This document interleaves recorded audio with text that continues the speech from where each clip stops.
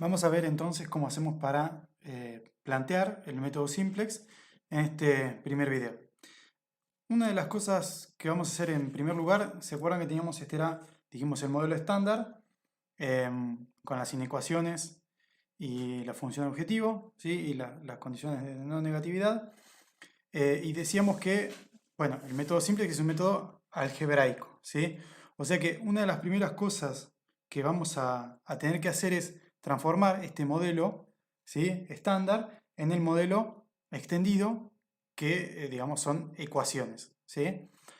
Para transformar, decíamos, esto en ecuaciones, agregábamos una variable que decíamos que era la de slack o de holgura, dependiendo de cómo sea la desigualdad. ¿Sí? Nosotros teníamos variables de holgura que me permitían o que representaban digamos, lo que no estaba utilizando de esta capacidad en el ejemplo que estamos viendo, ¿no? Entonces, lo primero que vamos a hacer entonces es armar el modelo extendido. A veces lo llaman aumentado también. Lo van a ver así en Hilliard. Que decíamos, es teniendo en cuenta las variables de holgura, ¿sí? Para poder transformarla, trabajar con igualdades, ¿no? Bueno, ¿cómo nos quedaría la función objetivo teniendo en cuenta las variables de holgura? Solo estaríamos maximizando z, eso no cambiaría, ¿sí? Pero z, ¿a qué sería igual?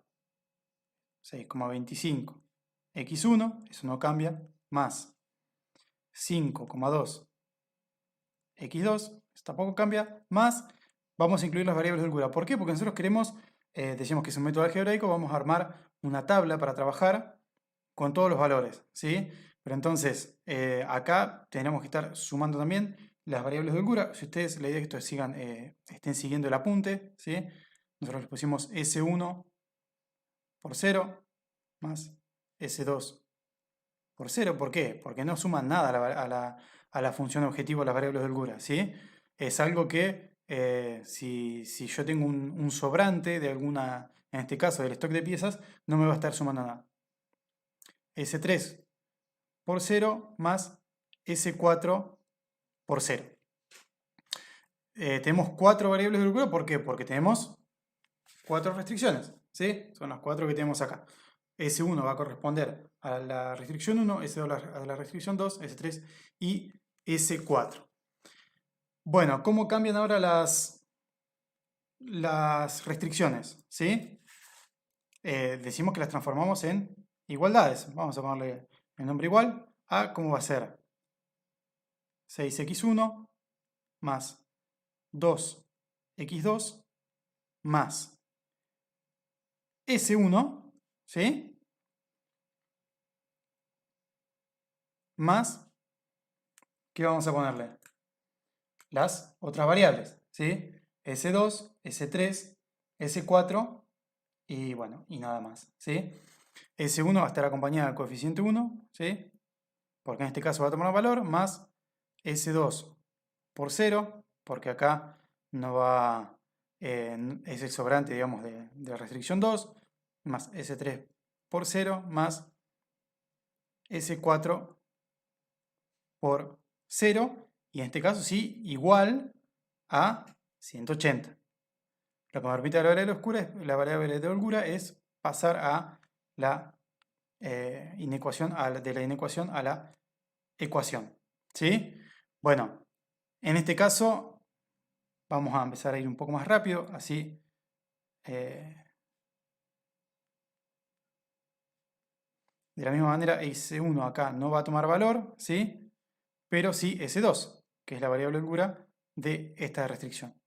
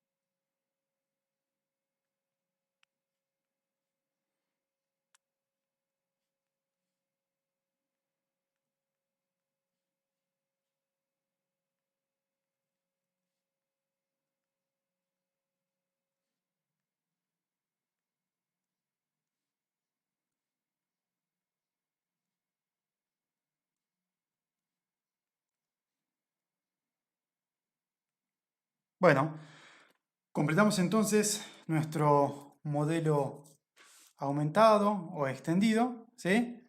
Que de esta manera está determinado. Lo que podemos hacer entonces a partir de ahora, a partir de este modelo, es armar la tabla, ¿sí? Con la que vamos a trabajar y en la que se basa el método simple, digamos una tabla o una matriz, ¿sí? Pero antes vamos a esclarecer algunos conceptos, ¿sí? Que son importantes. Y uno es, si ustedes se acuerdan, cuando veíamos el ejemplo de gráfico, ¿sí? Dijimos que nosotros íbamos a arrancar, digamos, por el 0, 0, que era como la primera solución, y esa solución es la que llamamos la solución trivial, ¿sí? En este caso, x1 y x2 valen 0, ¿y qué pasa si x1 y x2 valen 0? ¿Sí? Miremoslo acá.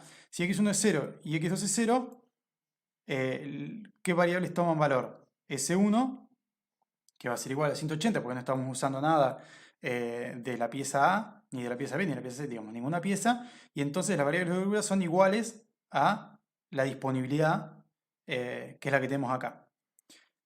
Las variables que toman valor, ¿sí? Que es otra de de las definiciones importantes, es que las variables que toman valor son las variables básicas, ¿sí?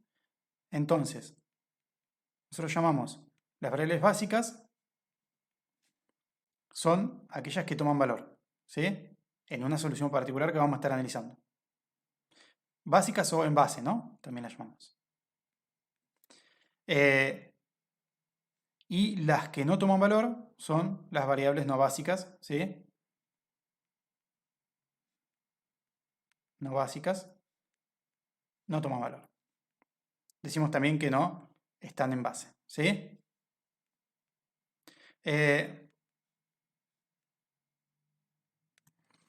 Bueno, dejemos esto por acá y vamos a, decíamos, armar la tabla. Ustedes están siguiendo con su guía, ¿sí? Bueno, la tabla, yo la transcribí acá, ¿sí? ¿Cómo se forma la tabla? Vamos a tener distintas columnas. Ustedes ven, vemos en la guía cómo vamos formando la tabla de distintos pasos. Acá vamos a saltear esa parte y vamos a ir a la construcción de la tabla. Que decíamos que lo hacíamos poniendo primero las variables, ¿sí? X1, X2, y me faltó S1, pero bueno, esto está, vamos a corregir así. Esto es S1, S2, S3 y S4. Bien. Entonces tenemos las variables x1 y x2 y después las variables reales y las variables de holgura, ¿sí? Arriba teníamos el coeficiente C sub j, que es el coeficiente de las variables, estas variables, en la función objetivo. X sub k, que son las variables básicas, o sea, las variables que están en base, de las que hablábamos recién. C sub k, que es el coeficiente en la función objetivo de estas variables que están en base, es decir, que van a estar tomando valor. Y B sub i, que sería el valor que toman esas variables, ¿sí? Bueno, y acá dejamos el lugar de tita, que es lo que van a ver, que tiene que ver con el análisis que hacíamos, ¿sí? De cuál era esta disponibilidad. Si se acuerdan que analizamos un poco hasta dónde yo podía aumentar cierta variable que yo quería ingresar a que tome valor, ¿sí? Y después tenemos otros conceptos importantes acá abajo. Por un lado, decíamos, ¿no? El z sub j, ¿sí? Que lo vamos a poner acá, la definición. Decíamos, z sub j es igual a la sumatoria de el x sub j, digamos, lo vamos a calcular para cada columna, por el c sub k, ¿sí? En este caso, ¿qué me representa este z sub j? Digamos, yo le tengo que calcular para x1,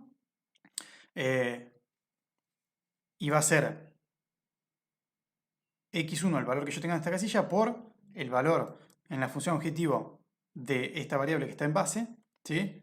Y así sucesivamente. Y esta sumatoria va a ser esto. Me representa lo que yo voy a dejar de ganar, ¿sí? Es lo que dejo de ganar, ¿sí? Lo que yo voy a dejar de ganar por ingresar esa variable que yo estoy analizando en esa columna, ¿sí? Es lo que dejo de ganar. Ahora después vamos a ver por qué. Pero si ustedes es un poco lo que veíamos, lo que hacíamos el análisis con, con X sub 2, ¿sí? Si yo ingresaba X sub 2 en la explicación anterior, tenía que dejar de producir un poco de X1, ¿sí? Entonces yo tenía que ver cuánto tenía que dejar de ganar de X1 para ver si me convenía, ¿sí? Y la columna que está acá, que es, perdón, la fila que está acá, que es Z sub J menos C sub J, fíjense que es este valor que yo tengo, que es lo que dejo de ganar, es decir, Z sub J menos C sub J, sería igual a lo que dejo de ganar menos lo que gano, ¿sí? Porque el C sub J es el coeficiente en la función objetivo de la variable que estoy analizando acá, ¿sí? X1 era 6,25, X2 5,2. Bueno, entonces, si esto es lo que dejo de ganar, que es lo que tenemos acá, ¿no? Lo que dejo de ganar menos lo que gano, ¿sí? Que es el C sub J, estamos en esta fila analizando el costo de oportunidad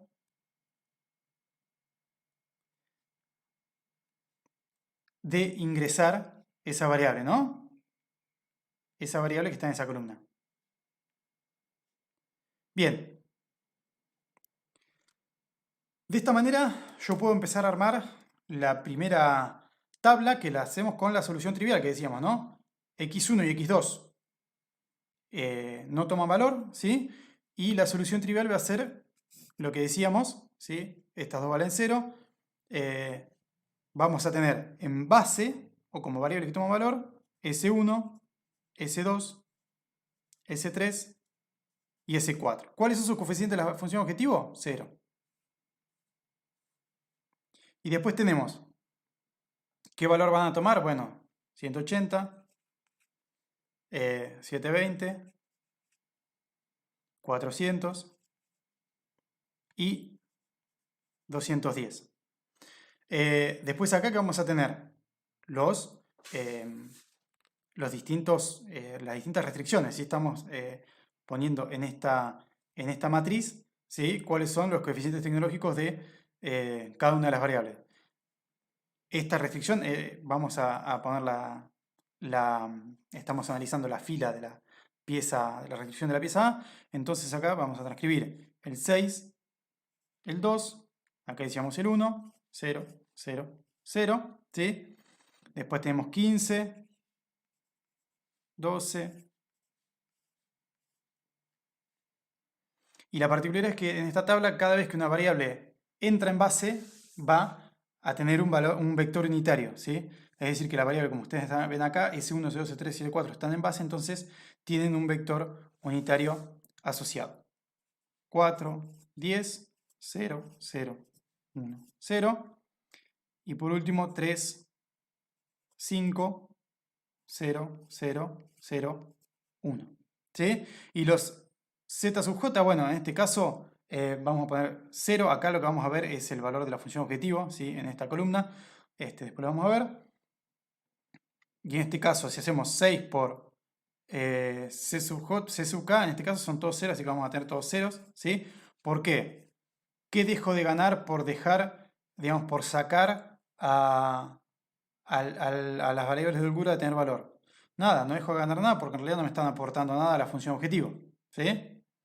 Y cuando hago el z sub j menos c sub j, acá voy a tener menos 6,25 y acá menos 5,2, ¿sí? Después 0.